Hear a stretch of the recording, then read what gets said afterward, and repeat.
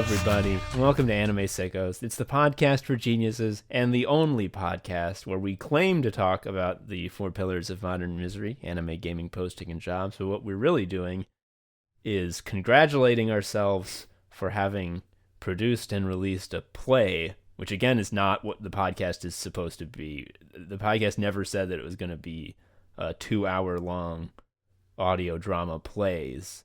Yeah, we got a bug up our ass is the problem. Yeah. We did. So this episode is the self-snuck. We're just going to snuck ourselves off. Yeah, we did a really good job. We're going to talk about what a good job we did. And we're going to say, aren't we funny? And the other one will be like, you are funny. And it'll just be like back and forth that the whole time. Yeah. Usually when I finish a project, the way my brain works is it's like, it's over. You cannot reflect on it and get any more enjoyment. It's done. And you have to look forward. And I don't allow myself to bask in accomplishments. This is not the case for this because it's just like, remember all the good shit in that thing? Remember all the funny words? Yeah. Yeah, it's good as hell. Yeah, we're gonna, in addition to just congratulating ourselves for making a very funny play, we're gonna give some behind the scenes about like what it was like to make it, what the process was like, and we're just gonna be very open. This is like a freebie episode for us personally in terms of how difficult this is, which is to say that like if you don't give a shit about the play or the making of it, if you're like, I don't like audio drama, audio fiction, I didn't care about the play, just consider this a week off, because that's basically what it is. We're just taking a week off. It's just this week off happens to have an episode come out of it. The episode is just a self-snuck. You get it, right? Yeah. All right, so Joe, let's just start at the beginning. Let's go in chronological order of the whole process of making this damn thing. So we're going to turn the clock back to November of 2019. We had just recorded our previous audio drama fiction episode, Sickos, at the studio that we no longer use because it is owned by the Abuse Factory. Yeah, which turns out is most of the planet, but especially that studio. Yeah. Anyway, you were giving me a ride home, and you had some big plans. What were those plans? I mean, the big plans where I was like, wouldn't it be kind of funny if like a bunch of pilgrims like found out about anime and then like got fucked up. And that was my genius pitch, and you were like, "Yeah, that's actually a really good idea." Do you have any other ones? And I was like, "Tons." I think, okay, I remember a little more detail than you, I think, or possibly I've invented it. Because I think what happened was we had realized that we had sort of backed into, by like purely by accident, like a sort of shared fictional universe with a sort of thematic through line that mirrored the thematic through line of the very show. We realized that we had done Sickos Noir, which was technically like a bit, like we were in character, and in that we talk about anime. And then there was Sickos, which also took place in Sickos City, so it was the same setting. And we realized, well, that one's about gaming. And it's like, well, obviously the next one's going to need to be about either posting or jobs. And we didn't have any ideas for posting, but you had the fucking pilgrim thing, because pilgrims love work. They love work so much. And also, when people have buckles on their hat and they say shit about Inuyasha or whatever, it's really funny. It's like really good. The scene where Gwyn does just an absolute killer monologue. I want to be clear, it's unbelievably good. She's obviously a professionally trained actor, all this stuff. But like, it's also just like the stupidest tee up. Yeah. For some lines that I wrote in the car then. Yeah. Okay, this is actually a perfect segue into the actual like start of the writing process, which was in December. So we had recorded Sickos in November, and we were like, we should do, the next one should be Pilgrims. That December, so next month, you opened a doc that was called the Pickos. The Pilgrims land at Sicko Rock. I'm going to keep the Pickos in. I usually edit out when I say shit wrong, but that was very funny. And so the way that your writing process works is that you have done no work other than say Sicko Pilgrims anime. And you just wrote in that document a bunch of just completely unconnected lines and images. Just a big menu of incredible jokes. Yes. This was the first time I ever allowed my like writing impulses to just fully be embraced, by which I mean like ignore all the plot shit. Just use your dead zone vision to see the goofs. And I did. I saw the goofs. And like normally I get discouraged when I write solo because I like will come up with these things and I'll be like, but I gotta fucking make it work, right? I gotta make all these work in. I gotta make sure these jokes like have a reason to be in here. And with this I did, because it was just like Tom's problem. Yep. Yeah. And like I'm looking at the old versions of the doc now, and these are just like fucking just lines that you wrote with absolutely no idea what the plot was going to be. Like I just see right here, say you don't like Trigun, more weight. And I'm just like, okay, well now I have to come up with a plot that has this in it, because this is the funniest thing I've ever seen in my life. Yeah. You wrote that there should be a character who does a live podcast, just yells in the town square. The Bible sucks because there's no tournament arc. Yes. Just the reason that we can't kill the doctor is he's the only one who knows where the leeches are. These are just lines that like over a year ago, Joe was just plopping these lines context free into this document. And I gotta tell you, as a writing process, it's like the best. Like it's so good. It literally feels like I get to make dinner, and then like when it's time to clean up, I just go to bed. That's what it feels like to me. Yeah, and it's you wake up and it's clean, and like everyone tells you what a great job you did making dinner, and it's like, I guess I did do a really good job. I will say, the thing is, I don't even remember what jokes I put in there. That's like the funny thing. It's like I gave you this menu, but then it just all becomes what it was. Like when you really got in there and were doing like every line, I was like, it's all Tom's now. But obviously that's not true, because there's the dumb shit. Yeah, I can't really remember whose joke is whose. I know though that when I did know whose joke was whose, when it hadn't been so long since I had been writing the actual script, the funny thing that I would say to people who would read it, which was very few people who would actually fucking agree to read the script, which I kind of get because it's read my screenplay. It was like 80 pages. Yeah, it's also 85 pages. But the line I would always give is, I wrote the entire script. However, all of your favorite lines are Joe's lines. Like every line that you like go, ha ha, what a fucking knee slapper that was. Great line, Tom. I'm like, well, actually, I just built the scaffolding leading up to and leading away from that line. That line was actually Joe. None of my jokes were that good. Although the one thing, I'm looking at the fucking doc right now, and the one sort of thing that I know is mine and is like this is me, my flash of brilliance is a little bit later on, we got the idea that there is a wall scroll that causes people to go sicko mode. And Joe, you wrote that no one ever says what's on it, and when people open the box that it's in, it makes holy noises like from Pulp Fiction. And I saw you write this in the doc, like in real time, and I immediately typed in, no, it plays the Orin High School Host Club theme. Like, that's what it fucking plays. Are you kidding me? That's the funniest thing it could do. Yeah. Turns out, yeah. Yeah, and the sound design with that stupid box. We can get to this. We're going to get to the sound design later, but no, I do got to agree. That was one of the best things I've ever heard in my life.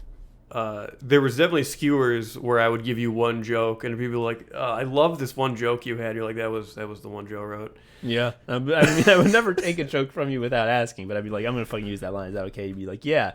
And that would be the huge fucking laugh line. You're right. And, it works.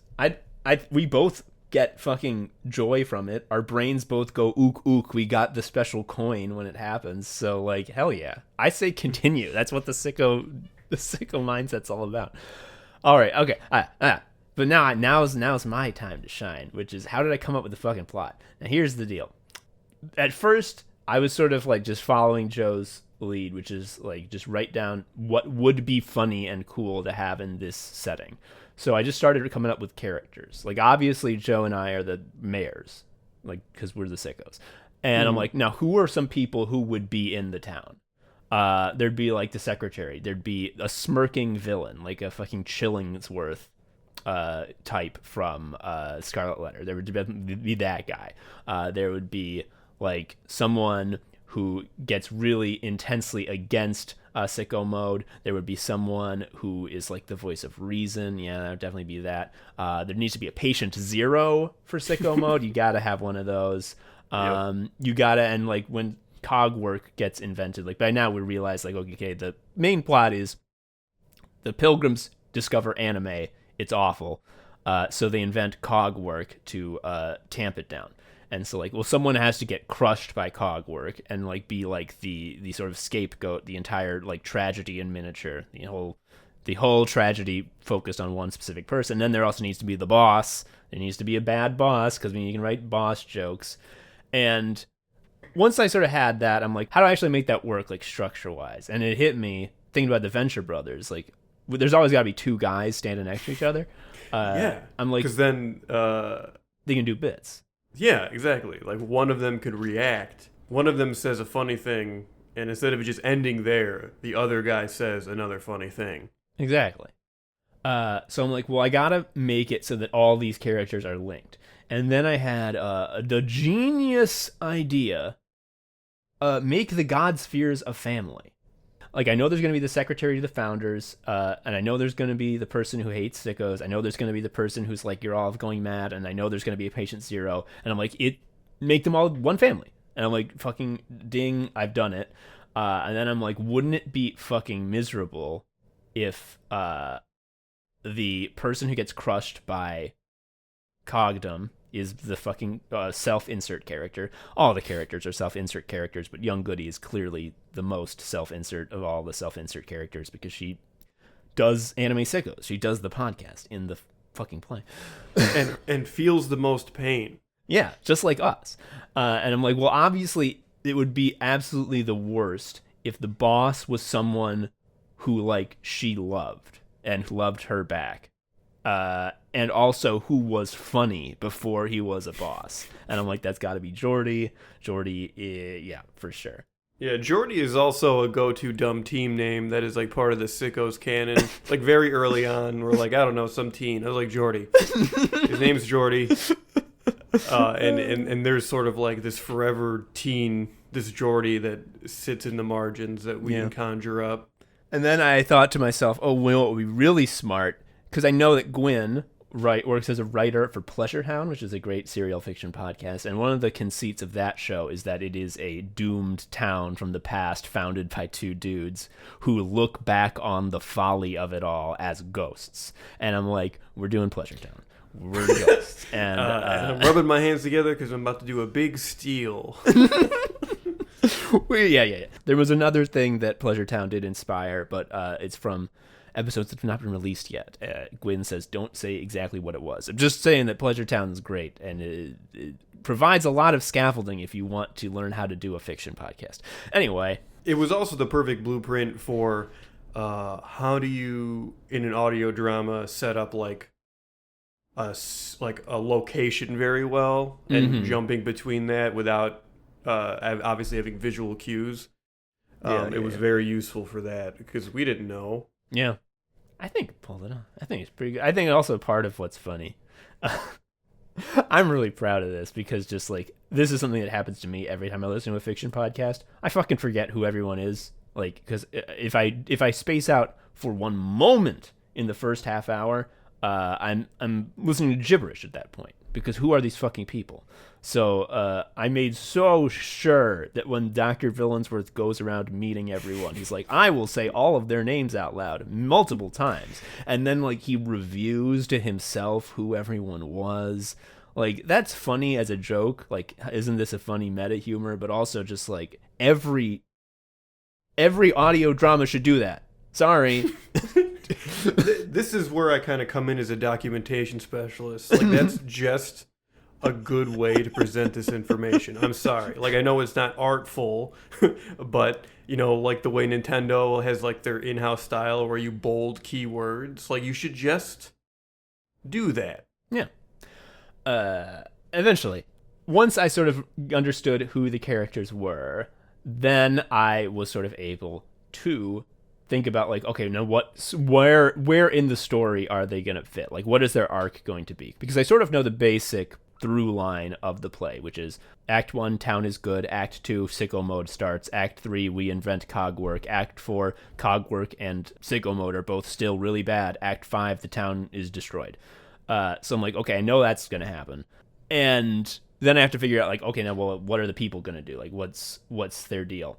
So I look into, like, okay, who are these people? What their deal is? Where are they going to end up? I know where they're going to start. Now, where specifically are they going to end up? And I thought to myself, a good place for Godwin to end up is for him to drink the Kool-Aid and become an office guy. He loves the office. Rachel becomes the Sicko Inquisitor. Sasuke becomes Goku.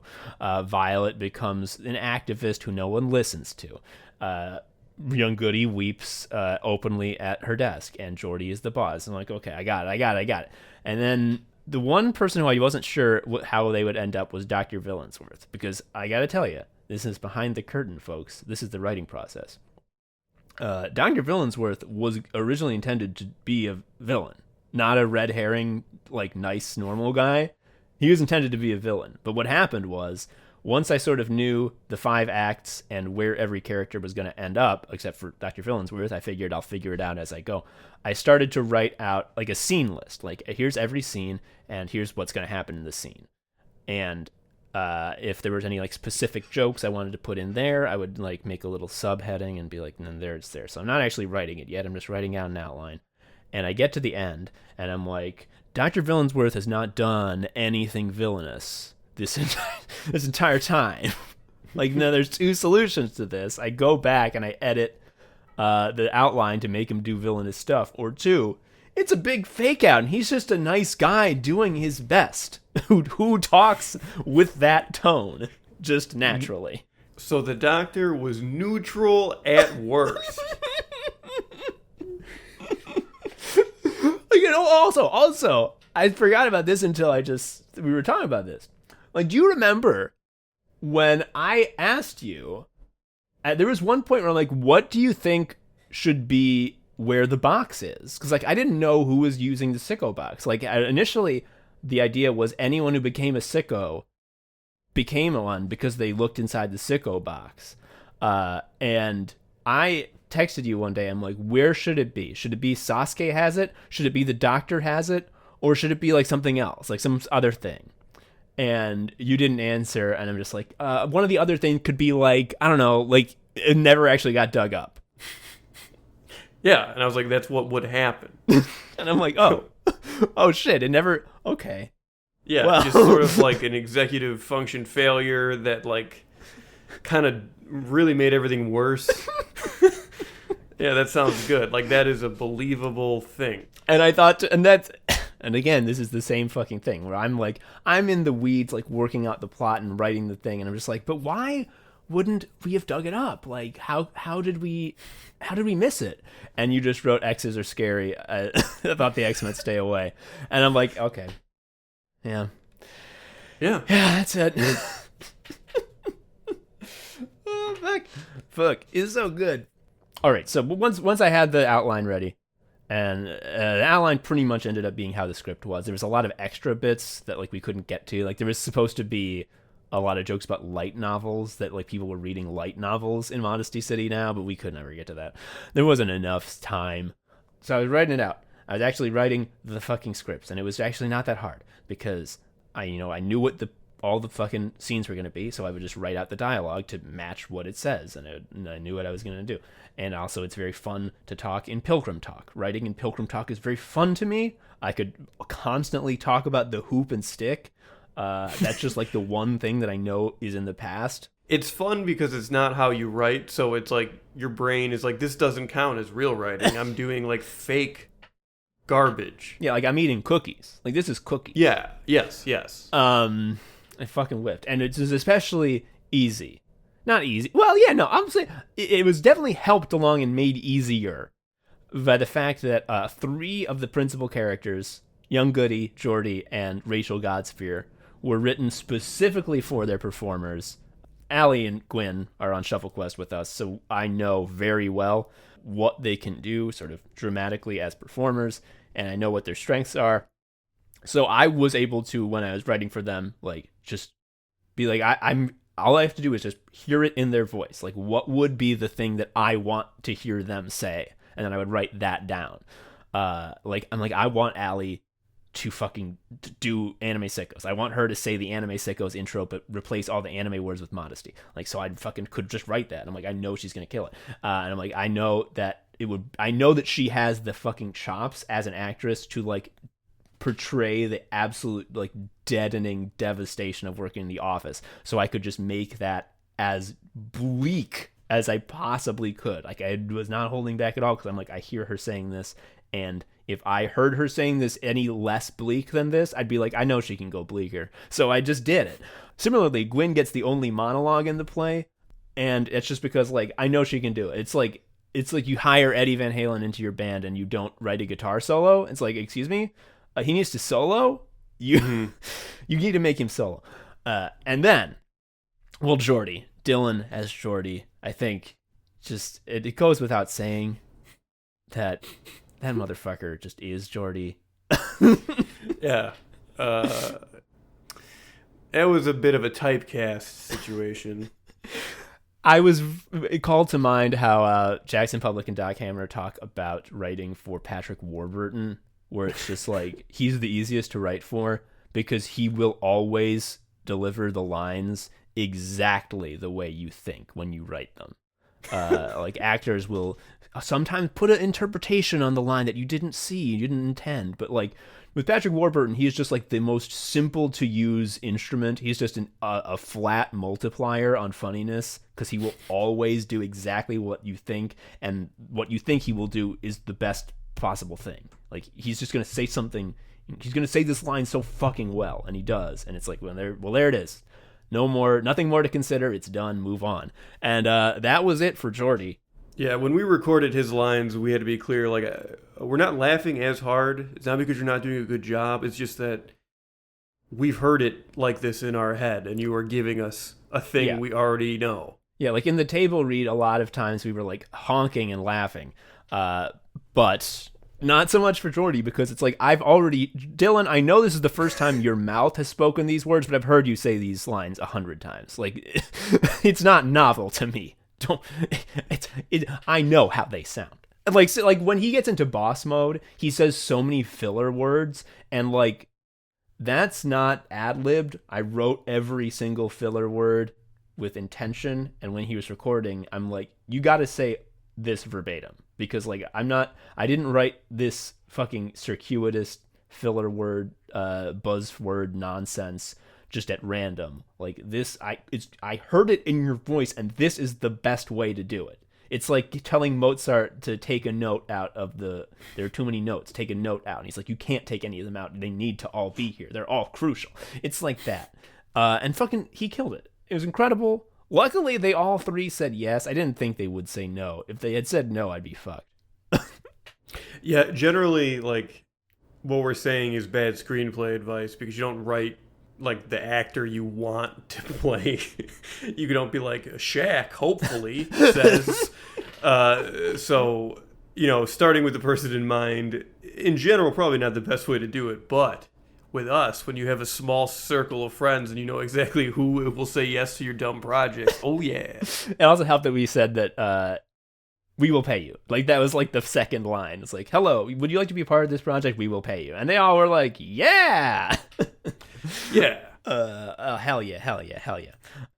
So eventually, I was going through it. I was going through it, writing the actual script, having a great time, finding places to put all the jokes. It was so fulfilling to open up like the menu document where Joe had written all of his laugh lines, and I would just cross them off one by one.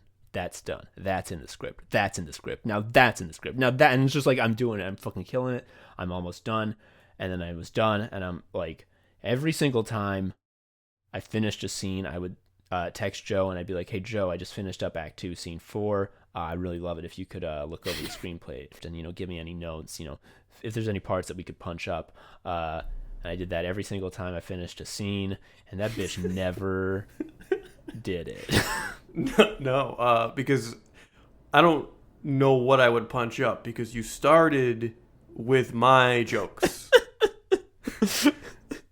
One time you were like, "I need more dumb shit for the townspeople to say," and the first ones I came up with is, "I want to fall down a well and meet Inuyasha," and I said that again, and you're like, "You said that one already," and I didn't say anything, but I wanted to be like, "Yeah, I want you to read it again." But I was like, "Okay, yeah, I'll think of some more," because I wasn't feeling too combative that moment. Yeah. Speaking of, I need more dumb shit for the people to say. Yeah, that was the entire fucking scene where everyone's at town hall bringing complaints to us. That was just like the scene where I do my spring cleaning. I'm like, I looked in my cabinet and all of these jokes. What am I going to do with them? It's like, I'll have a bunch of fucking cameo people say them one in a row for like an entire scene. And then they'll all be said. I love a town hall sketch. It's the best format because there's a bunch of people in the crowd. People get to say weird shit. It's wonderful. And I know if every sketch or every format was a town hall, it would be dull, but I don't know. I think there should be more of them. Yeah. I mean, like in a sketch when there's a crowd, what that is promising to me as a viewer is like a bunch of people are going to stand up and say one joke and then sit down. And like the problem with sketches is like when there's other shit instead of jokes, and that's why like everyone makes fun of like a SNL skit that's 7 minutes long, because it's like they don't have 7 minutes of jokes. What's all that shit that's making it 7 minutes? Whereas if you have a town hall sketch, like, well, that guy's gonna stand up, he's gonna say one joke, I'm gonna go ha ha, and then another guy's gonna stand up and he's immediately gonna say a joke, and I'm gonna be like, fuck, 2 jokes. Yeah, I mean, what's an all-timer SNL sketch? The Mr. Belvedere fan club sketch with Tom Hanks. And like all it is a bunch of fucking people standing up and saying weird shit about Mr. Belvedere. Like that's it. That's it. It's good shit. It's good shit. Fuck. Before we move on to the process of casting and auditions, I just want to say it is not lost on us how stupid and tone deaf it is to write an 85-page play about how bad office work is during a time in human history where There's never been less offices. Like there's never been less offices, and also having an office job is like the thing that saves your life. Like it's so crucial. Like it's so good. It's unambiguously good to have an office job. Like it can't, nothing could harm you less. Any other employment is 1,000 times worse. More worse than it's ever been worse. Yeah. But anyway, it's the worst thing that can happen because it makes you like anime less. Oh, fuck. But yeah, on December 23rd, 2020, I finished the script. I had made my final edit. It has not been changed since then. And then we started the process of casting the remaining roles. This, we thought, would be like a fun, breezy step that would like give us a breather after writing the script, which was like very hard. No, it makes you feel like shit because everyone did a good job, and that means you have to tell people no, and just cut my head off instead. Yeah, like because we, like our solution for like how are we gonna do a call for like actors when we want to keep it secret? And it's like, well, okay, we know a bunch of people who are funny and have like mics and can do voices and like acting and such. So we'll just, do a little secret call to them and say like, hey, audition for one of these roles. And the roles were the Doctor, Godwin, Sasuke, and Violet. And what happened was everyone wanted to play the Doctor. We got like 15 auditions for the Doctor and like 3 at most for any other character. Yeah. And unfortunately, Vince had a movie rumble in his voice. Yeah, it sucked because we heard Vince's audition first and we're like, damn, that's it. And then we listened to all the others and had to like just be like, oh no, they're so good. Oh, we have to say no to all of them. Yeah, and it wasn't even just saying no. You were also saying no to like specific approaches to the character, which is fun. Andrew Sherman did a doctor audition where it was like Southern lawyer, and I was like, maybe this is it though, because I gotta play it.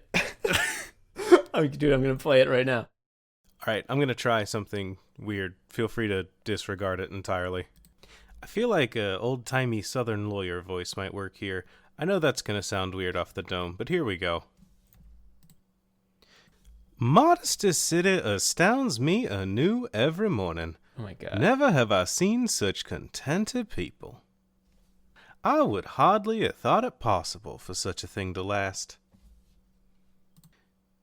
You speak of strange concepts like manga, sakuya, and shonen that even I, a learned adult, have never heard of before. Yes. Some would call this moja in sick, but not all. I must tell you, there has been a change in you, even if you hadn't noticed. Yeah, dude. That's fucking. Yeah. It's just. I mean, like, obviously, we're not gonna do that. Not obviously. Like, if it was up to me, I'd be like, yeah, it's Southern lawyer. In fact, everyone's a Southern lawyer. No. Okay. One of my fucking directorial choices very early on was at least none of the main cast is gonna be doing a funny voice. No one in the place thinks they're in a comedy. They're not gonna be doing silly voices. And as fucking funny a silly voice as that is, sorry, Andrew, we can't do it. There is one direction that an auditioner went that really shook me.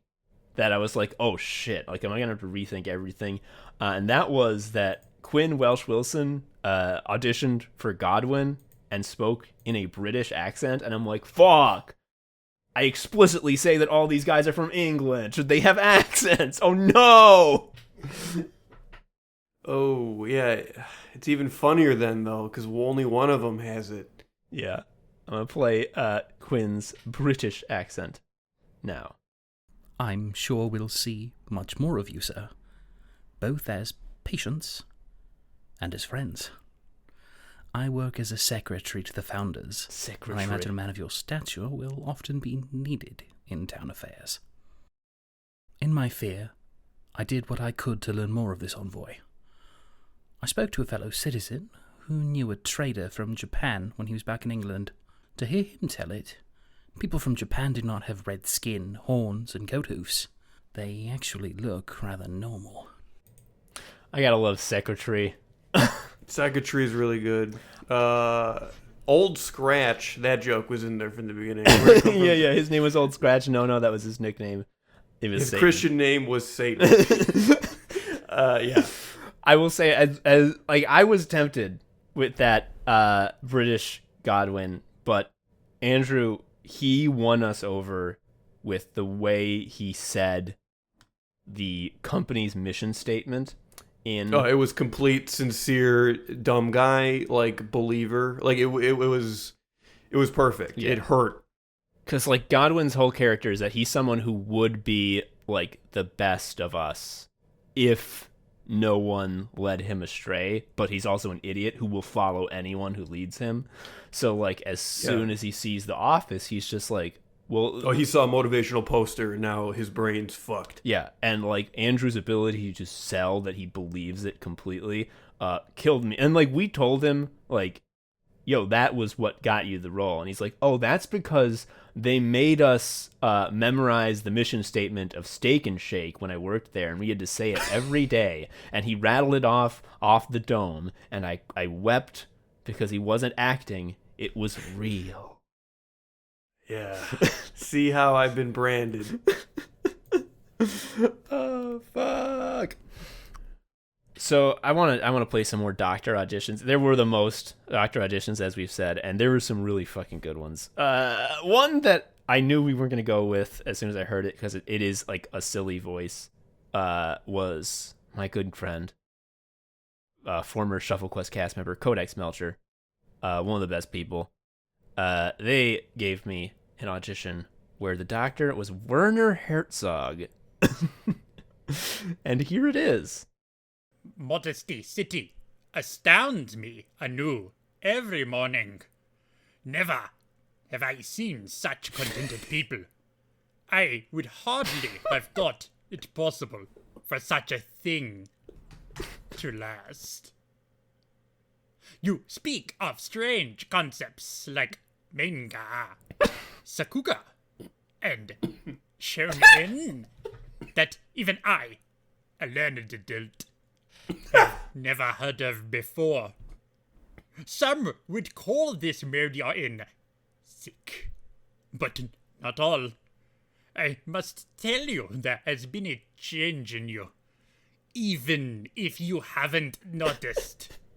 You speak of that you speak of, where it's like fucking the beginning of Love Shack is incredible. I like this was the kind of this was why it was hard, because like like I hear that, I'm like it's a silly voice. I don't want the doctor to have a silly voice, so like we got to go with someone else. And also we'd already fucking heard Vince and we knew it was Vince, but like to have to say no to that, like this is so good. This is very funny. And to just, like, take this funny thing and be like, no, I don't like you. It felt like doing violence. And let's do some more fucking Villains-worth auditions. This one's from Quinn Welsh Wilson. Quinn auditioned for everything. Modesty City astounds me anew every morning. Never have I seen such contented people. I would hardly have thought it possible for such a thing to last. You speak of strange concepts like manga, sakuga, and shonen that even I, a learned adult, have never heard of before. Some would call this mode you're in sick, but not at all. I must tell you, there has been a change in you, even if you haven't noticed. I am merely not as quick to condemn change as you are. Who are we to judge the whims of nature? I saw what you call sicko mode as a novel new frontier in human psychology. When I see this office, I cannot help but wonder if we are not spitting in the face of fate. This is so good. Yeah. Like, It's good. Quinn was really like the young goody of this audition process, in that they were the one that like had all the misery heaped upon them, because Quinn submitted great auditions for Sasuke, the Doctor, and Godwin, and got none of them. Which I'm gonna say it, Quinn, I apologize to you personally. It's you got dealt a raw deal, because fuck, you got 99% of the way there 3 times. That's just, but also consider how bad it made us feel. yeah, I mean, we're the real victims, honestly. We had to listen to that and be like, well, I think that's actually too evil. Like, it's not believable that anyone would think that the Doctor wasn't a villain if they heard him talking like that. It has to be sort of on the line. Vince's was more on the line. And, like, that we're saying shitty stuff there. Like, that's awful. And we had to say that. So, yeah, we're the victims. That's right. We did have to tell Ian that he couldn't be Italian because there was 4 plot reasons, no Italians. Yeah, Ian Preschel, his cameo, he's like, I want to do it in an Italian accent. And I say, not as a joke, completely stone-faced, like actually the lore It's actually the prevents- funniest thing you've ever done in your life. Like, you will never write or perform anything this funny is when you're just like calmly explaining, like, we're running a little late, so I got to be quick about this, but you can't do the Italian thing because, like, in the fiction, early we've established that there aren't any, and like we would notice. Like, one of the founding tenets of Modesty City is that there are no Italians allowed. So, like, how could there be a guy with an Italian accent? And you got to pick a different accent. I think we let him do an Italian accent anyway, because he's like, let me just do one, and then I'll do one normal. And then he did the Italian accent one. I'm like, that one's fucking funny. It was Brooklyn, and I know, like, whatever, but like, yeah, It's funny. Like, that was, so yeah, we can get into the cameos. Like, anyone who auditioned got a cameo, and anyone who we asked to audition who didn't want to but wanted a cameo and asked for one got a cameo. So that's how we got our cameos. And the thing that I told all the cameo people was, like, the main cast can't do funny voices, but you guys, please do funny voices. Like, do the dumbest voice you can think of. And that led to when Codex Melcher was on to record their line,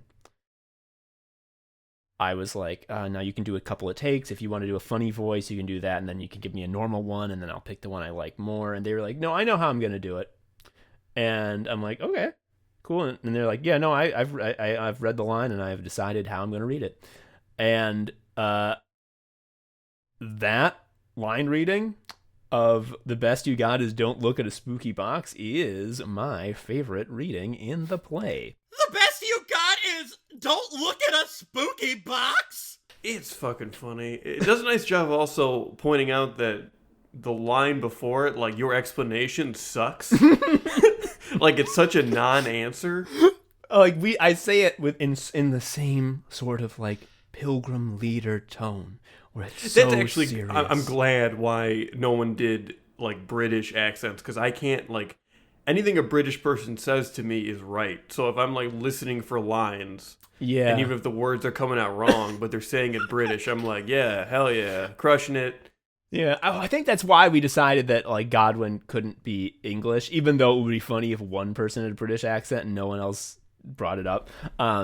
Was Yeah, that, and like, I wanted the joke of later than the person with the accent during someone else's speech being like, can you believe her accent? that would be pretty good. But we had to decide against it because Godwin.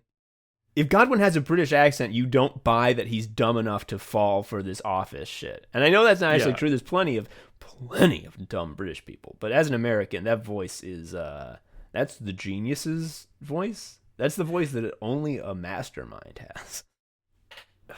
Yeah. That's the voice of a baby genius. Yeah. If a baby had a British accent, dude, I would flip my shit. That'd be all I talk about. So once we had the cast, then we did the table read, which occurred basically, I mean, all of the pandemic was bleak, so, and I say it like it's over. I mean, it's not. We're pretending it is because... It's over in the we sense that nothing is ever going to be done to address it by the U.S. government again, no matter what. No one is ever wearing a mask, folks. That's done. That's over. Anyway, so we did this table read. I don't remember when it happened, but vaccine was not a word that was, like, on anyone's mind yet, like, in, like, a real way. Like, it was just like, Yeah. okay, maybe this is what art is now. Like, we all have to do Skype calls, and just that's art now, I Yeah. guess. We a theater in the round. Okay, I guess we're doing it. And maybe in 2023 I can shake a hand, but, like, until then... I'll make sure I have the right microphone selected in Discord so it doesn't sound tinny. Fuck. Yeah. People were a little concerned at first. They're like, I don't know if my mic's good enough. And we were like, the world ended. Who fucking cares? Yeah. It was like, hey, here's the deal. We're going to make this as good as we can. And if anyone is like, it would have been better if you were all in a studio, I'd be like, yeah, well, The virus, dude. Like, have you heard of it? And they're like, no, what is it? And then I'm like, oh, no, sit down. But this table read, I gotta say, it kicked ass for a number of reasons. The first one being just that, like, I had been reading this script and rereading it and editing it and writing it and adding to it for fucking months by this point. So, I started in July and finished it in December. So that's like 6 months of writing of this thing. And so I knew the script so well that it, like, didn't surprise me ever anymore, and it, like, was sort of normal. And so I had forgotten if it was good or not. And very few people would read it and give me feedback. So, like, I was like, is this good? Like, maybe I, like, wrote a dud. And the table read was great because it was just like a sanity check that's like, no, this is fucking funny. Like, people love this, dude. And yeah, it kicked ass. People said the dumb words that we put on the page. Yeah. I think the real genius move was that we invited everyone who had a cameo to join as well. I'm like, you don't have to do it if you don't want to, but if you want to be on and listen in and say your line when it comes up, that's fine. Yeah, that was a good move because everyone was alone and insane. Yeah, it, like, really felt like a community gathering as much as one could. At a point when, like, yeah, the idea, like, if someone told me then, like, hey, in 4 months there's gonna be a vaccine that, like, really works, I would be like, you're talking Michael Crichton words to me. This is a sci-fi book you're saying. Yeah, it's gonna work, but I can't get it though, right? Yeah, like, it's definitely, like, only for, like, rich people, and, like, it's made from my blood, right? Like, it's like, oh no. But at that time, it was like one of the most life-affirming things that I had done in a long time. And also, like, having all the cameo people just means that, like, the cast is busy, like, actually, like, reading their lines and, like, trying to follow along. And then there's, like, also 20 people who are just, like, hooting, who are just, like, the audience, who are like, ha ha, ooh, hoot, hoot, hoot, and, like, showing their chinchillas. Erica showed her chinchilla to us. It ruled. Yeah, it was big after party vibes with the chinchilla. Yeah. Kicked ass. We came to the conclusion that everyone was really fucking good. I felt very vindicated by all my choices. And that's when we had to begin the process of actually recording the voiceover. And here's something that you'll never believe. Voiceover directing is fucking hard. Who knew? Oh, man. Whew. People want directions. That's the issue. And when you don't even know what you want, you're like, I would love it to be better. I would love one of those. It sucked. It is so fucking hard. The one benefit that we had is we decided that we would record everyone separately. We wouldn't try to have everyone on a call and, like, everyone record, and, like, we run the scene together as a little troupe, and then, like, we use those recordings. Like, no, one person would record all their lines, and then we'd go on to the next. And you were like, at one point, you're like, should we, like, when we have someone's recording, should we, like, export their lines and, like, use them when someone else has a scene with them so they can, like, react off of how they said the line? And I said, again, not as a joke, completely stone-faced and stoic and serious, I know how every single line in this play is supposed to be read. I was like, oh, okay. And well, it's like, I know. And it's like, oh, what? Like, I've heard these lines 100 times each in my head. I know how every single one is supposed to be read. When they go to be recorded, I will not say that the take is done until they say it the way it sounds in my head. And then that way I will always be able to read the line for the actor in exactly the way that it should be read, and they can react off it appropriately. Yeah, and you're saying this not to show your level of detail and your genius, because at this point the play is like a series of, like, lines you've scratched into your prison cell, so you know the gouge in the wall, you know how many there are, you know every detail about it. It's the part of the I think you should leave hot dog sketch where he's listing off all the porn site names and then says we know these names better than our own grandmother, except that instead of porn site names, it's lines from the Modesty City play. Yeah. And you were correct, and you were not bullshitting, because there were times where I'd be like, I think earlier on you're like, that's page 43. Yeah. Yeah. Like, no, Joe, actually that scene is not in this act. Like, that you're thinking of a different scene. It's like, okay. Cool. So when I went into this process of the recording, I had a chip on my shoulder because when I listen to Sicko Shock now, which is just us doing the voiceover, it's just the two of us. When I listen to that shit, I do nothing but cringe the entire way through because both of us sound fucking terrible to me. We both sound like every single take is just trash. And I know that's not actually how it is, but like listening to it where I'm like thinking about how, you know, at some point in the past, like I was making this and like could have taken another take. Like I could have said do that again, and I didn't, and I went with And you this. didn't, so that past version of you is your enemy. You must kill them. Exactly. Yeah. And so this was, I was gonna like dig the past version up and like put his head on a stake to scare myself, because I knew that like one day I will be past me, and the future me might do that to me again. And I think we improved a lot, but like there's still room for improvement. We got great fucking performances out of everyone, but I think that like there were times when I just felt guilty, like asking for another take. Like we only ever had someone record for like a total of like 2 hours. Like we never made someone do like a third hour of recording, but still there were times when I would just be like, I actually don't think we have it. Like do another like 5 takes of that. And I felt so guilty, and I'm like, oh, I'm really, this is awful. Like, I feel like such an asshole. No, in reflection, I should have asked for even more takes. That's the right thing to do. Ask for many takes, Tom.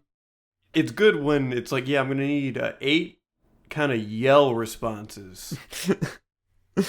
I think the one that like made me the most miserable to have her do this was when we were recording Allie's lines as young Goody. There's one point where Jordy is saying a bunch of shitty boss speak, and in it, he sort of offhandedly mentions that Young Goody's writing is a side project, and her line is to just respond, side projects?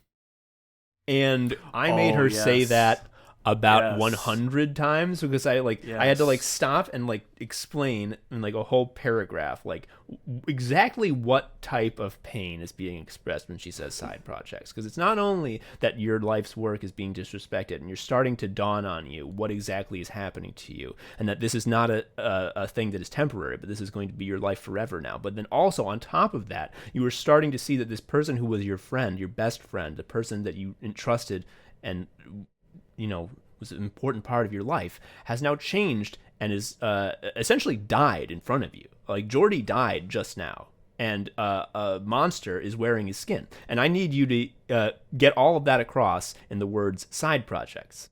But also, sometimes we didn't know what we wanted, and we would make people do it, and then we'd be like, yeah, that was Pixar shit.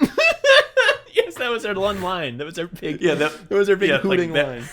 That was like, yeah, when you did good, we're like, yeah, that was Pixar shit. Fuck. I want to say good shit about every actor. I want to go down the list. First of all, let's start with Vince White, Dr. Villansworth. What can we say? That guy's voice fucking whips. He's like a pro. Yeah, like that's he's got movie voice. He really does. And like, it feels awful when you tell someone to like, do another take, and you're trying to articulate what you want, and you can't just say, well, do it better. And you're like, I can't even, like, it's hard to put into words what I want you to do different, but it's just not there yet. With Vince, it was just like, hey, can you make it sound even more ambiguous whether or not he's evil, and also really silk it up? And he'd just do it, and it's like, fuck, he silked it up. He knew what I meant. Yeah, we got to say that. Fuck. Andrew as Godwin Godsphere. Andrew keeps saying in his posts that like, oh, I've never voice acted before. Well, guess what, bitch? You're really good at it. Yeah. Amazing full Renfield mode at the end, too. Really unpleasant to listen to. It makes me feel gross. Yeah.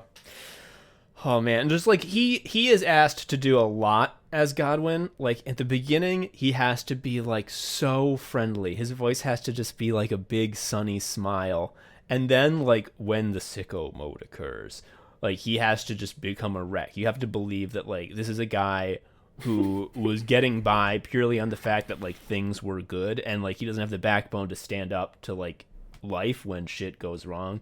And then that needs to be coming across very strongly in order for you to buy that as soon as any structure comes into his life in form of cog work, that he would just like, oh yes, fall for it hard. And like I think for me, the best of his scenes is the very last scene in The Office where he's just like interrogating young Goody with all the questions about like, you coming to the big game? You gonna come to happy hour? What are you doing this weekend? Got any big plans for the weekend? And just like his fucking tone, persistent niceness in that context is like scary. It feels like assault. Yeah, I mean it is. It like explicitly is. He's a villain in that scene, hurting young Goody. I like when he says, "Oh, such guilt." Yes. Oh god. That's I love a good line where someone just yells what they're feeling, and also that ends the scene, right? Yeah. Wonderful. And this is incredible. We said it was optional to put your camera on while we were doing these recording calls. We had our cameras on so that you could see us, but like if you don't want to have your camera on, that's fine. It doesn't matter. No pressure. That's just what we were doing so you can see us. Andrew had his camera on, and when he said, "Oh, I have such guilt," I could see that he looked up, raised his right hand, and placed the back of his hand against his forehead daintily as he said, "Oh, I have such guilt." And I'm like, no, that's acting. This is an act. This is a born thespian, folks. Yeah, you better believe that was the take. And of course, Gwen as Rachel, we knew she would kill it. We wrote it for her because we knew that she was a great actor and could do it. But man, oh man, she really did it. She did it. I don't know, like she did what she was selected to do in the best way.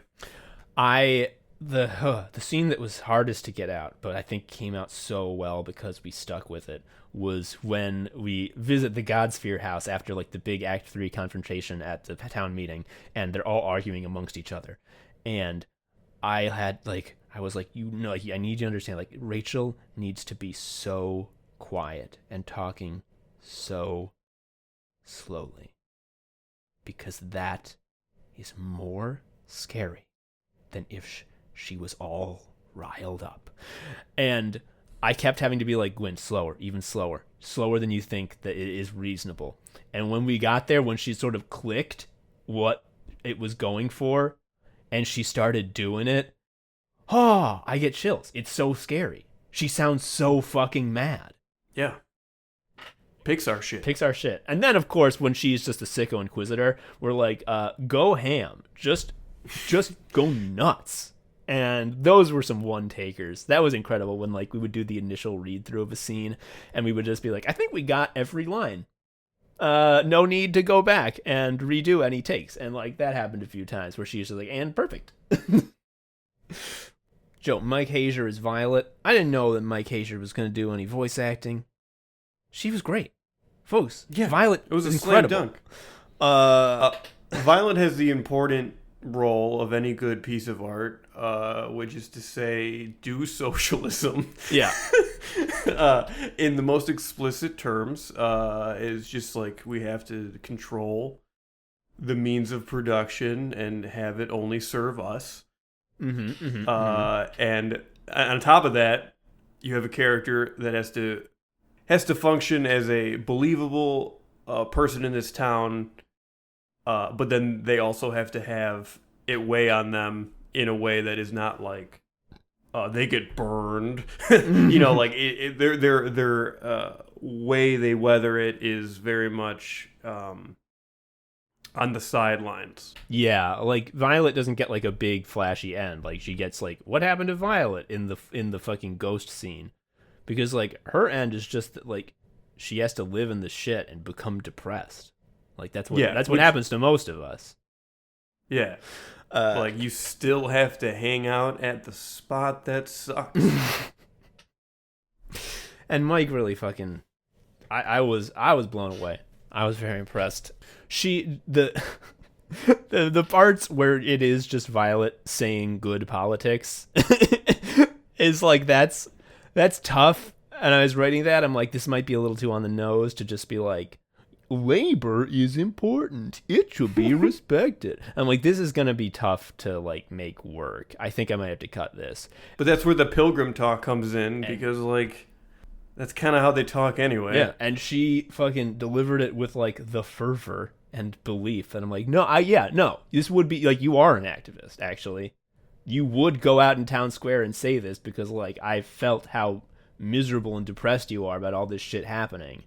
And also, I just heard your dad say that the fact that food is rotting in the field so that farmers can work on their TED Talks is wonderful. So, like, yeah, you would be pretty depressed and ready to just say that socialism rules. Fuck, God, everyone owns. James Medley as Sasuke is responsible for the brain wormiest line of the play, which is, I know Nen now, mother. And that's a really good one.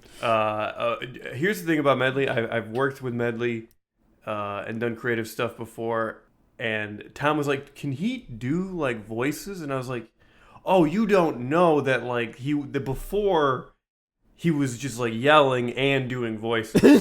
So like that was his whole life. Yeah, so okay. So I got good news about Medley on that front then. And of course, he killed it. Yeah. It was incredible. I mean, like, it's going to be tough to do a child voice without a child voice actor. The way, like, if you think about the play as a network of relationships that change over the course of it, Medley's character is fun because it's like, I'm a kid. I'm going to be put in a box off to the side. Yeah. And then I will get Nen and kind of be used as a catalyst for goofs and disappear. Yeah, he's a MacGuffin. He's just what everyone's talking about Sasuke and what's happening to Sasuke. And he's not actually in a lot of scenes. So as a result, like when Sasuke is in a scene, he has to make a big impression. And I know Nen now, mother. Oh man. Like the way I knew that like he got it was when we were doing our recording session with him. We got to the first scene where he has reappeared and he knows anime powers now and he has Goku hair. And without me prompting him or directing him, giving this piece of direction, which I would have given him, I was prepared to give it. But without me having said it, he just knew automatically that when Sasuke comes back, he doesn't sound like a kid anymore. He sounds like an anime hero. And he talks like this. I'm sorry, Violet, but if you don't have powers, you shouldn't be teaming up with the protagonist of a battle manga. It's too dangerous. Like, and he just did it. And I'm like, and yeah, you got it. This is Sasuke. He also had the correct inflection on the guy saying, do you like Trigun? Trigun kicks ass. Yeah, just like, he's in his like angry, like about to fight hero mode, badass mode. And he doesn't break it for a moment. He's like, Trigun kicks ass. Ugh. Good shit, I tell you what. Speaking of good shit, Allie Reed is a young goodie. We've talked about her at length. Just one of the fucking best vocal performances I've heard in my life. So her last line in the play is, young goodie cries for an uncomfortable amount of time. And I really dreaded getting to that part because I knew we were going to have to ask Allie to do a lot of like really emotionally raw scenes. Like at the very end when she's like pleading with Jordy, like, don't you care about me? Don't you remember me? Who are you? Are you my friend? Did my friend die? Who are you? Please come back. I'd do anything to have you come back. And like, even though it's fake, having someone act out a scene like that is like traumatic to their like psyche, just because even if they have to pretend they're that sad, that's bad. And then I'm like, on top of that, I'm gonna need you to cry as hard as you can for 30 seconds. And I felt like that's like, I can't ask that of anyone. And I just told that to Allie, like, no, like this is like a lot to ask, but like we're gonna need you to cry, and you need to cry like unbroken and like really loud. I need you to weep for like really weep. Yeah, like, for like a long, like 30 seconds, because like we need a lot of unbroken weeping. And like if you need some time, she's like, no, I got it, and just turned it on. and did it. Yeah, and I felt like shit. Yeah, like I wept. I was like, I'm so sorry. And she's like, no, I got it. I think that was it. And we're like, how are you? What is acting? How does anyone do this? It's really weird. Like the way I know how I do it. You put peanut butter in my mouth, and I say the words right then. Yeah. And then the final cast member that we haven't talked about is obviously going to be Dylan. Dylan is Geordie. What's there to say? He fucking, again, he's Geordie. Like, when he talked about skate foo, we're just like, sound higher, and he would just do it, and it's like, and there it is. That's Geordie, all right. Yeah, the only, like, coaching was, like, is your teen energy at the correct type of teen right now? Because there's different types of teen, and there's only one we're trying to lock into. Yeah. Yeah, and if you, like, that's just as bad as, like, dropping your accent, is, like, switching teen energy. We got him dialed in, though. And when he became a boss, I just got to say that, like, I'm glad that Dylan isn't a boss. Because, like, I feel like if he was, he'd be, like, it wouldn't take much to corrupt him. Because it came so natural for him to say all that shit in that fucking tone. That fucking tone, like, again, like that. He knew right away. I knew he would know right away what the tone was. I wrote it and I heard him say it in his voice, and then he read it and there it was, exactly as I imagined it.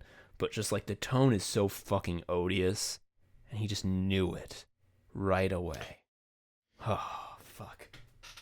It's good that he gets to do goofs in the beginning, because, like, if your only interaction with Dylan is the boss part, like, you'd be like, fuck that person. Like, this person has never told a joke. This person is not good. Yeah. But no, you see that Geordie actually kicks ass and is funny, and that makes it even sadder, doesn't it? Yeah, because he falls from heaven. Yeah. God, like, fuck. People made jokes in the premiere that, like, I would listen to an actual Modesty Masters episode. The reason is because Allie and Dylan are so fucking good at what they do. They're incredible. They're so funny. I'm doing chef's kisses. Mwah. Incredible shit. We just needed, like, we need 20 seconds of, like, fade out audio of you talking about what you think a pineapple is. And they're like, okay, it was so fucking funny. They describe a pineapple as a bush that grows out of the ground, and you eat the root like an orange. And Allie's like, you don't eat orange roots, and he's like, no, the root is like an orange on the inside. And it's like, what? Yes. And they just came up with this off the dome. It wasn't like I gave them like take 5 minutes and rap and like really come up with like a little skit. And it's like, no. Can you just like go on, like keep talking? And they just did that. It's like, oh my fucking god. Oh my god. That was really good. Shit. Obviously, we both did voice acting. I think we did fine, but I don't think there's that much to discuss with that. I think that might get a little too into self-snuck territory. One thing I did notice when we recorded, and I did not notice this during the read-through, is that although we're both the founders, like the response to tragedy is always the same. I didn't notice this. Like, you immediately become, oh no, weep, weep. Like, what will we do? What will we do? And I'm always like stoically, we will do what must be done. Yeah. And that was very funny because when I was writing the play initially, I was like, okay, this is real. I'm seeing a problem on the horizon right now that I need to fix, which is Tom and Joe are going to sound exactly the same. They're a duo. They're never going to be, very rarely going to be in scenes without the other. And when they are, it's going to be brief. And it's always just going to be back and forth. And there were like times when I was writing when, you know, who I would give a line to, Joe or Tom, was who got the last line. And then yeah, switch. Like it was literally just what roll the dice. Like that's just where they fell. And I'm like, that's not gonna fly. I don't like that. I think that's lazy. I can do better. And so yeah, I was like, okay, I'm gonna differentiate the actual personas. And like, well, what do? I like to fucking get hysterical and go ah. So I'm gonna have the Tom character do that, and like obviously he's going to be the one that actually gets infected with anime because he's like the weak one, and then Joseph is going to be like, I'm going to do what must be done. I will kill Thomas with a shovel if he goes sicko mode. It must be done. We will, like, and I'm like, when we see The Office, we're both like, oh, this sucks. But I'm the one who's like, oh my God, we've done a terrible thing, haven't we? And you're the one who's like, well, actually, this person isn't talking about body pillows anymore. And I'm like, really? Do you think? Yeah. You're weepily for it then. Yeah. And like when fucking Sasuke and Rachel do their ultimate attacks, you're the one who's like, Violet, we have to go now or we'll be killed as well. And I'm the one who's going, Modesty City is doomed. And it's like, yeah. I thought it was very funny that it took you to almost the end of your recording session to realize like, oh, these are actually different characters. And I'm like, yes, thank you. Thank you for noticing. Yeah. Yeah. It's one of those things where like it elevates it a lot. And the reason I didn't notice it is because emotionally that it just tracks for who you are. So like you lined it all up right. Yeah. I'm a genius is what you're saying. Thank you, Joe. I really appreciate you saying that. Fuck. Oh, and then the cameos. I'm going to really briefly discuss the cameo process just because it was fucking fun. We had like something like 20 people who were set up to do cameos, and the way that was done is there were like 2 weekends in a row where I just like made a big spreadsheet where I broke up like 7 hours of each day into 15-minute slots, and I sent it to all the cameo people. I'm like, hey, yo, you want your money? Do you want your money for doing a cameo? What you're going to do is you're going to put your name in one of these 15-minute slots, and during that time, we're going to record your fucking line. And what that meant was that there were just these weekends where I would just sit at my computer and have a conveyor belt bringing me my favorite people who would say goofs to me. And like, It was office hours for goofs. it really was. It was like, I've been able to do this all along. Like, I can just have this happen. Like, I would be like, that was great. What a great line read. Who's next? Oh, my favorite person in the world. Oh, they did a great line read. Well, obviously, that was as good as it's getting. Not at all. In fact, I have 10 of my more favorite people in the world all lined up. It was incredible. Just like, such an incredible treat to work with all these great people. And speaking of great people to work with, once we had all of the recording done, then the post-production began. And that's when the play became really good, because that's when fucking Adam Goran, audio genius, got his fucking hands on it and actually made it work. See, usually good sound design is not noticed, like in film, by which I mean like you only notice it if it's intrusive, out of place. Mm-hmm. That's not the case here. You notice this shit right away because it's like the point. Yeah. With like a movie, the sound design is supposed to blend in, but it's supposed to be immersive because it's like, well, that is what it would sound like in this scenario. So like, obviously, this is just the sound that I assume would be there, but there's no fucking visual. The only way you know where anyone is or what's happening is like the sound. If there's like footsteps or like, is this outside or inside? How do I know? Well, you have to know by the fucking sound. Like, and he just did it. He just did, like, every scene fucking was perfect. Yeah. Like, the process... There wasn't any back and forth, like the footsteps need to be lower. Like, there was no tuning because he knows better than what we would, like, tune anyway. Yeah, I mean, there was a little bit of tuning, but, like, when you think of, like, notes... Like, what I was giving him wasn't, like, notes. It was never like, actually, I don't agree with this choice here. Can you change that? Or, like, actually, I don't like how this sounds. Can you change it? It was, like, it was shit like, can you have Joe say that line, like, 1/2 second later than he does? And he's like, okay.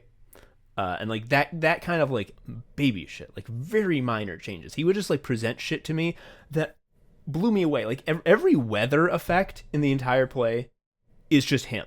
Like, he just decided that, like, that would be good. Like, in the scene in the Godsphere house where they're all arguing with each other, and it's just, like, really quiet, and there's, like, a whistling of a wind outside, and the creaking of the house. It's so eerie. It's so tense. And I didn't ask him to fucking do that. And he's like, by the way, I put a creaking house and wind sound effect in this scene. I don't know if it worked. Can you tell me if you like it? And I'm like, I like it more than anything I've ever heard in my life, man. Like, I'm weeping. I love it so much. This is the best thing I've ever heard. Oh, my God. Yeah, I mean, this entire process was a lot of asking people for what we thought we wanted, and then them giving us what it turns out we actually wanted. Mm-hmm. And like, holy shit, it's so good, dude. The fucking box opening scene. We talked about it before. Let's talk about it now for real. When they open the Sicko box and all that shit happens. Like, that should win awards. Like, I think legitimately. Yeah, yeah, when you wrote that joke, I know you were accepting of the idea that it's going to sound like it's going to sound like in your mind's eye, or rather your beautiful theater of the mind, you could hear it perfectly, this stupid gag, and you know that, like, oh, well, in order to make this happen, there's no way that can be there, right? It can't be that good. Adam gave you that. Yeah. He was like, this box opening is going to be a big set piece, a lot of audio design for that. I don't know. It's gonna be tough. I don't know if I'll be able to get it the first time. And I'm like, well, if you have any questions, I'll be happy to help out. And he's like, so, like, what kind of, sounds do you think are coming out? I'm like, well, it's obviously going to be like some electricity, obviously some whooshing winds, probably some demon laughs. And he's like, which kind of demon laugh? And he like had 4 demon laugh sound effects. I'm like, oh, it's definitely number 3. That's the demon laugh for me. And Brian's gonna be on fire, and obviously there's gonna be Orin High School Host Club theme. And he's like, I think I got it. And he came back with it. Like, it was exactly what I want. It was, as you say, I thought I knew what I wanted, and he gave me something that was that and more. And like, I just listened to it again and again. I'm like, this is so fucking funny. Kiss, kiss, fall in love. Jesus Christ. The box has Orin High School Host Club in it. Jesus Christ. And we gotta talk. We're talking about shit that blows us away with audio design. We wrote Act 1, Scene 5 again as like that was a moonshot. That was like, I'm writing this with the assumption that like it can never live up to what I think. Like, I'm asking too much of whoever's going to do the audio, so I'm going to have to make a compromise, but, I'm going to start from asking for exactly what I want, and then I'll compromise down. I'm not going to start from a compromised position, you get me? So, Act 5, Scene 1 was a big anime martial arts fight where the two of us just say, wow, this looks cool. What a visual treat to look at this. This is a real mugging at the camera thing. This is fucking stupid. Someone mentioned, like... If this ever gets animated, that scene has to be like focused on the two of us looking at something behind the camera, like pointing at it. I see it now too. Like in the animation, the shit we're referencing, you could see those attacks whiz by us and explode behind us. Oh no, I'm saying like they're in front of us. Behind the camera. The camera's looking at us and all that shit is behind us and you don't see shit. Like you see maybe like light flashes on our face as explosions happen. I agree. And then like once in a while a stray thing can explode behind, Maybe. But anyway, so that whole scene was supposed to be just like let the audio engineer just go fucking nuts and design a crazy fight. And Adam, I don't know if you know this, is a human being with his own life. And so a lot of shit was going on because I don't know if you know about this, but 2021 is one of the worst years in history. So he was having a tough time, and there was a lot of times where he's like, hey, I'm not going to be able to work on this for a while. Sorry, guys. And we're like, don't worry about it. Take care of yourself. And he was like, hey, just so you know, like, I don't think I'll be able to handle Act 5, Scene 1 and get this thing done in a reasonable amount of time, because Act 5, Scene 1 is just going to take so much because it's so in-depth. And I'm like, hey, who might be able to handle that is Casey Tony, because we had him on as a guesto. He said that he would love to sound design an anime. I bet that we could pay him to do this and he would really get a kick out of it. And so we pitched that to him as like, hey, you can guest design this one scene and it'll help us get it done faster. And he's like, got it. I'd love to pitch in and help you get it done faster. Well, he did not help us get it done faster because Adam finished everything else in the play, and then about 3 weeks later, Casey gave us Act 5, Scene 1. But you cannot hold that shit against him because if you've heard the play, you know how good that shit is. Worth every fucking day of wait. Worth every second. I would have waited an extra month for it, and I still would have been happy with it. It was incredible because he kept, like, every time I would ask for updates, he'd be like, oh man, like, I just don't feel good about where it's at right now. It's just so messy. Like, it's not coming out the way I feel. Like, the whole story of the scene just doesn't come through. I just, like, I've had to start over twice already, and just like, I don't know, dude. I'm like, well, take your time, do what you got to do. No one knows about this project, so there's no rush. And then like a week later, it'd be like, hey, any updates? And he's like, well, it's so tough. The Kamehameha is just not coming out like I wanted. And I'm like, hey, you know what? How about you just export what you have right now, just so I can hear it? Just so we're on the same page, so I know what you're working with. And he's like, okay, but fair warning, this is really rough. Oh, I hear this, and I can only hear like the 1,000 things I want to change. Jeez. And I heard it. And I'm like, Casey, I'm going to say something to you that's going to really expose my ignorance. But you could have presented this as the final product, and I would have wept. I would have been like, this is better than I could have ever imagined. And he's like, oh, really? You think so? And I'm like, yeah. And he's like, oh, cool. Well, give me another week, and I'll make it even better. And I'm like, how could he make it better? And he gave him another week. He made it so much better. That Kamehameha is like, just... oh my God. I'm not like a weepy guy. Like I don't cry easily at movies, but there's something about like I call it the anime frequency, which it's like if there's like a big triumphant sound and like a beam attack, do you remember like you ever heard of like the brown note where it's like there's a frequency that makes you shit? Mm-hmm. I think there is something like that if accompanied with like a triumphant anime blast that can make anyone cry. Gosh. And he found it. Yeah. Like he was like, I'm trying to find like, I don't know, like a authentic, 70s anime music that'll fit here, but like all I'm really getting is this stock music that I found. It's not exactly anime, and I'm like, let me hear it. And like, oh, this is the best thing I've ever heard in my life. It doesn't matter that it's not authentically anime, dude. It's authentically anime in that it is extremely bombastic and unsubtle and stirring. It works so well. You're a genius. Fuck. That scene also has my favorite dependent clause, which is comma who no nen now, comma. I love it. I say that to myself a lot. That's my as I go about my day, working from home alone forever. When you see the fountain guys go to fix the fountain and yell at you, you'll be like, the fountain guys who know nen now are here to make fun of me. Yeah, it's just a pause for me to think about what I'm about to think next. It's just, but who know nen now? It has also my favorite callback joke. That was one thing I tried to do is pay off as many things as I could from Act 1. I would just reread Act 1 and be like, is there anything that I can circle back on here in the final bits just to really make it extra good? And then I remembered that in the cameo scene, there's a farmer who yells out Crescent Moon Slash when he swings his scythe, and I'm like, holy shit. Yeah. Someone in the fight does the Crescent Moon Slash. And just the way it repeats is perfect because it has the exact rhythm of a Dynasty Warriors game. You can totally see the combo repeating again and again and again. The rhythm is perfect. Crescent Moon Slash. Crescent Moon Slash. Crescent Moon Slash. And that's not the same take being repeated over and over. We had Aaron J. Shelton say Crescent Moon Slash a bunch of times in a row, and he just did it in perfect video game form. Because that guy's a sicko, I tell you what. He's a damn sicko. Yeah. And then we fucking premiered it on Twitch and released it, and everyone loved it.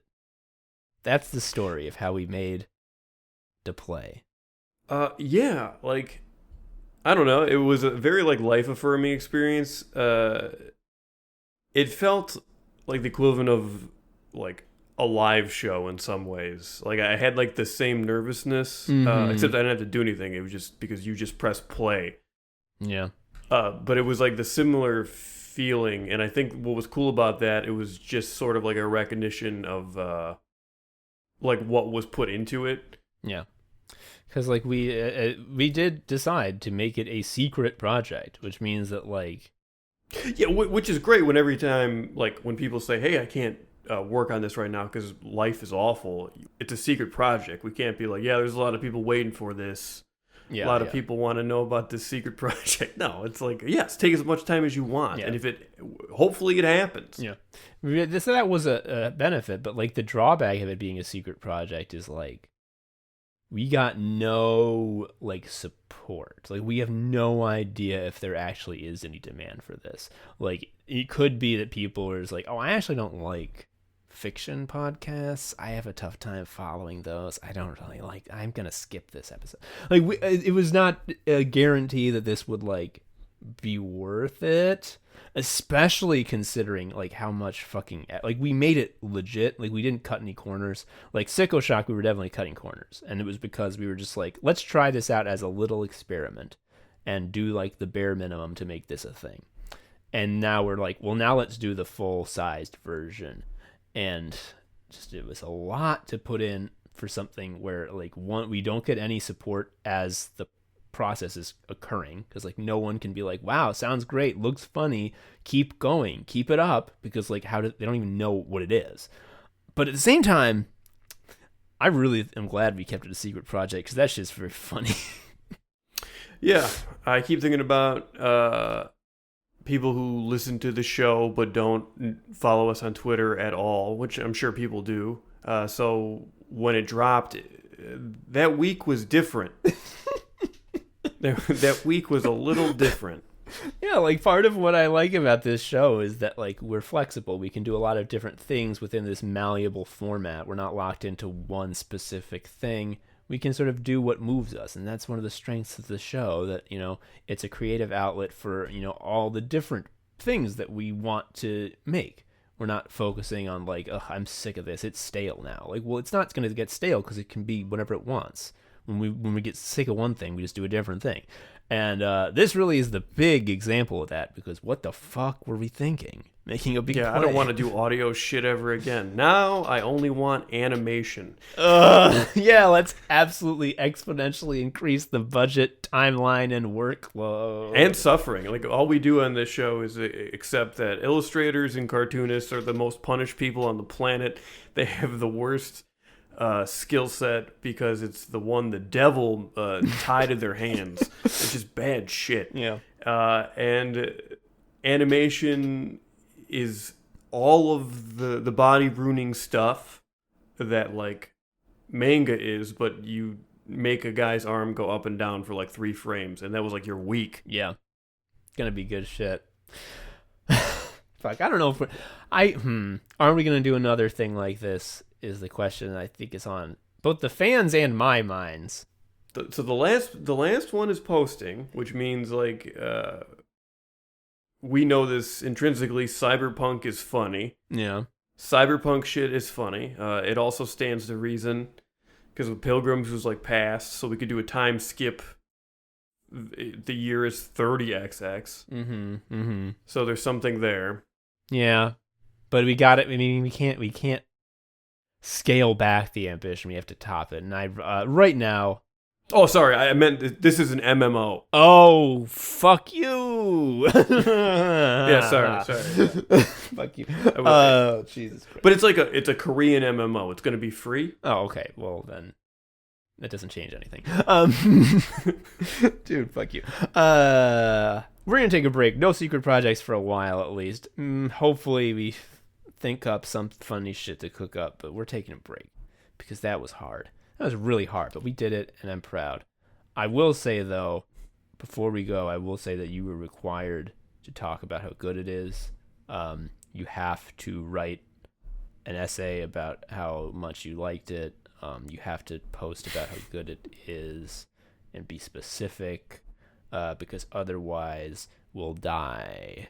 People have been amazingly supportive, to be clear, about this. Following the Twitch premiere and everything, it's been very life-affirming, so thank you.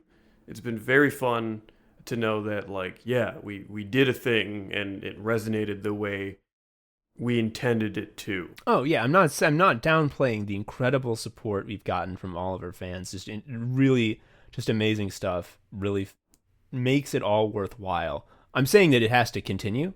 It has to, it has to. The output must increase. Yeah, this is capitalism, folks, and we need constant growth. More praise. Sometimes I look at a line and I see linear growth and I just start vomiting because it's not exponential. It's so fucked up. Oh fuck! Okay. We didn't do any Shuffle Quest last year because of the pandemic, and recording a fucking live sort of improv-y show with 4 people remote is very hard, and I didn't like it. But I will say, we did a Cats episode, and there was Goldman Sachs, the finance cat, who kept pointing to his Jellicle line and being like, "You must make my Jellicle line go up." That's one of my favorite jokes I've ever done. I just wanted to share that in case anyone hadn't heard that episode. He had a little cocktail napkin that he had drawn like a stocks line on. He's like, "Will you make my Jellicle line go up or down? I'm Goldman Sachs, the finance cat." It was funny. I just wanted to share that. I do not remember this. You don't? It was my favorite part. I remember that I did a lot of kick flips and I did a lot of grinding. You did a lot of grinding using one of the cats as the skateboard because you disdained it so strongly. Okay, yeah. Oh, fuck. Anyway, that's all from Anime Sickos this week. It felt good to do this play.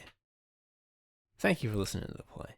Thanks again for all your support. This was a project that would not have been possible if there was not a chorus of people who, like, love to hoot with us. Exactly. Yeah. The thing about the people who listen to this show is that, like, it's not just that you like it, it's that you hoot at it.